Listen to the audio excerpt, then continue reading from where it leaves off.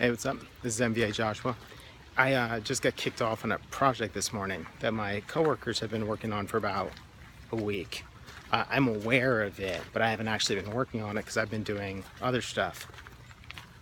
And so I've been jumped into it, and I think the thing that I'm thinking about is how critical it is, if you want to do good work, or if I want to do good work, to always start at the beginning, which seems like such an obvious thing, like where else are you going to start?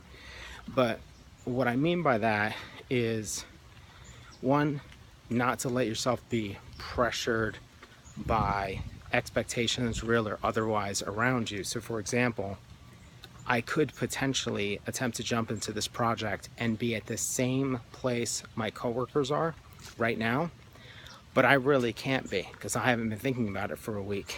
I haven't sketched, I haven't really done anything. So the idea that I would be at the same place by that as them is obviously, it was a stupid idea. But at the same time, it's not an uncommon idea. Like, a lot of people would jump into it and attempt to catch up immediately. And it's like, I just spent the last 2 hours like looking through folders, printing some stuff out, trying to make connections between one thing or another. And my beginning is gonna have to be a lot shorter than their beginning was. But I still had to go through and do that very beginning stage. And that even if this afternoon my colleague has some beautiful sketch or finished thing, it's not going to happen for me. And if I try to make it happen, I have a feeling the work won't be as good, because I will be trying to kind of check off a box, or I'll be in competition with someone, rather than me taking the steps start to finish that make good work and whatnot. And I think it's super easy to get caught up in that trap of trying to make sure that the thing that you're making is up to snuff with everybody else. But in reality, you got to follow the process, go where it goes, and shed off as much expectation and attachment towards the end as you can. Because like, I know for me, and this is again, I think, know thyself is always going to be the best rule for making creative work. But for the way that I work, the way that my brain is wired, if I just try to jump onto something, then someone's just going to need to tell me what to do, because the thing isn't soaked into my thinking yet. I don't have a perspective or a point of view on it yet. If I don't do that, I'm not going to do anything quality, and at that point I'm just going to be a set of hands helping someone else out. If that's the case, fine.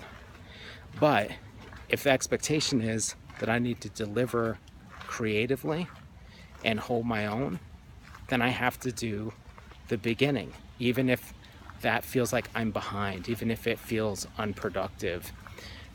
And I noticed that I think this holds true really for everything. You have to give yourself the time to prep, to do your pre-production, to think about something, to let it marinate, whatever, sorry, water all over me.